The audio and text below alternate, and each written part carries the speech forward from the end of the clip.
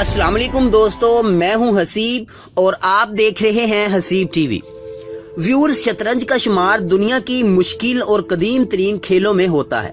ये एक ऐसा खेल है जिसको बादशाहों का खेल कहा जाता है। इस खेल का असल नाम चतरंगा था, जो बाद में तब्दील होकर शतरंज बन गया।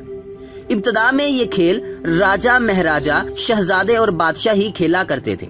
व्यूअर्स, आज हम आपको बताएंगे कि इस खेल का आगाज कहां से हुआ और इसका मौजिद कौन है और कैसे इसने इस खेल की बुनियाद पर मुल्क भर से गले का सफाया किया। वीडियो को तफसीलन बयान करने से पहले मैं चाहूंगा कि आप हमारे चैनल को सब्सक्राइब करके साथ घंटी के बटन को भी दबा दें। इस तरह आपको हमारी हर नई आने वाली अपडेट्स मिलती रहेंगी। हमारे साथ रहिएगा। दोस्तों, शतरंज से कौन वाकिफ नहीं। शतरंज को दुनिया की सब खेलों में से मुश्किल तरीन खेल कहा जाता है। नाज़रीन इकराम, कहा जाता है कि दुनिया में 32% लोग शतरंज को सही अंदाज में खेलना जानते हैं। दोस्तों, याद रहे कि शतरंज का खेल 6ठी सदी ईस्वी को बरे सगीर में ईजाद हुआ। वहाँ 3000 साल कबल गुप्ता खानदान की हुकूमत कायम थी। वहाँ का बादशाह खेल खेलने में बेहद दिलचस्पी रखता था। एक दिन इसने अपनी रियासत में ऐलान करवाया कि वो पुराने खेलों से तंग आ चुका है।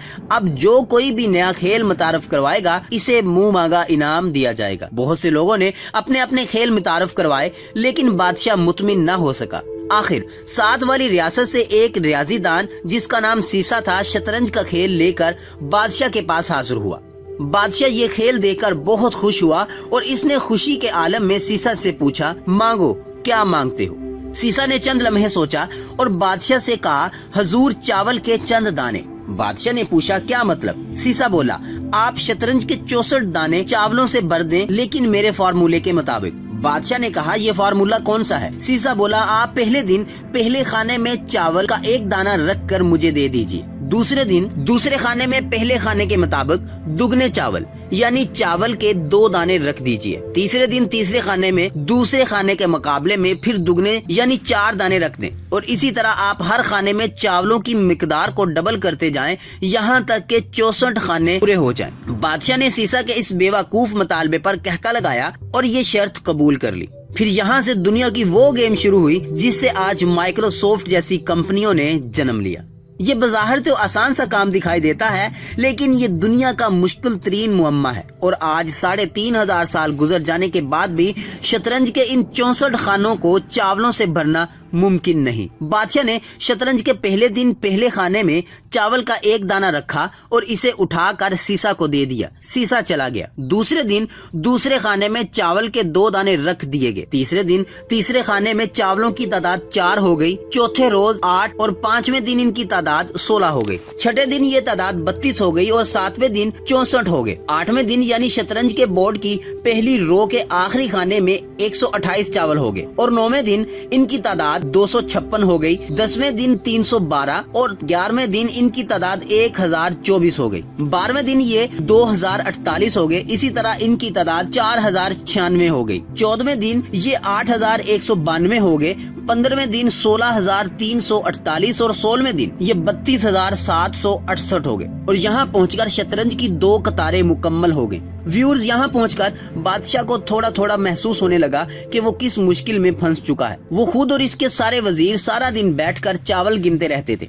शतरंज की तीसरी कतार के आखिरी खाने में पहुंचकर चावलों की तादाद 80 लाख तक पहुंच गई थी और बादशाह को चावलों को मैदान तक लाने और सीसा को ये चावल उठाने के लिए दर्जनों लोगों की जरूरत पड़ गई। बात को मुख्तसर करते हुए जब शतरंज की चौथी रो यानी 33वां खाना शुरू हुआ तो पूरे मुल्क से चावल ही खत्म हो गए। बादशाह हैरान रह गया। इसने इस वक्त रियाजीदान बुलाए और इनसे पूछा कि शतरंज के 64 खानों के लिए कितने चावल दरकार होंगे और इनके लिए कितने दिन चाहिए। बादशाह के वो रियाजीदान कई दिनों तक बैठे रहे, लेकिन वो वक्त और चावलों की तादाद का अंदाजा भी नहीं लगा सके। नाजरीन इकराम, ये अंदाजा 3500 साल बाद बिल गेट्स ने लगाया था। बिल गेट्स का ख्याल है कि अगर हम एक साथ 19 सिफर लगाएं तो शायद शतरंज के 64 खानों में इतने चावल आएंगे। बिल गेट्स का कहना है कि अगर हम एक बोरी में 1 अरब चावल डालें तो चावल पूरे करने के लिए 18 अरब बोरियां दरकार होंगी और इन चावलों को गिनने और शतरंज पर रखने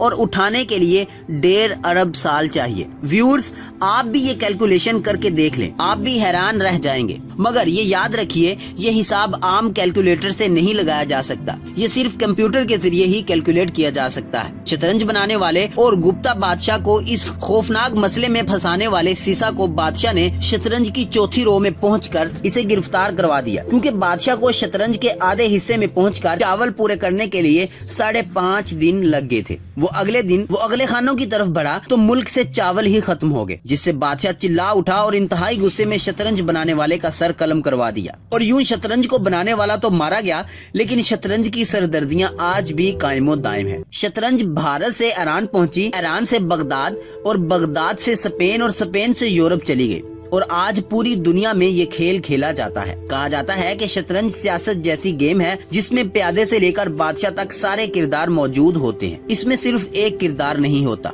ये किरदार है जज का। जी हाँ, शतरंज में जज नहीं होता। इसके साथ ही आज की वीडियो का इख्तिताम होता है। एक नई और दिलचस्प वीडियो के साथ दोबारा हाजिर होंगे। तब तक के लिए अपना और अपने अजीज़ और अकारब का ख्याल रखना। जाते जाते हमारी वीडियो को लाइक और चैनल को सब्सक्राइब करना ना भूलिएगा। मैं हूं हसीब और आप देख रहे थे Haseeb TV. Thanks for watching this video.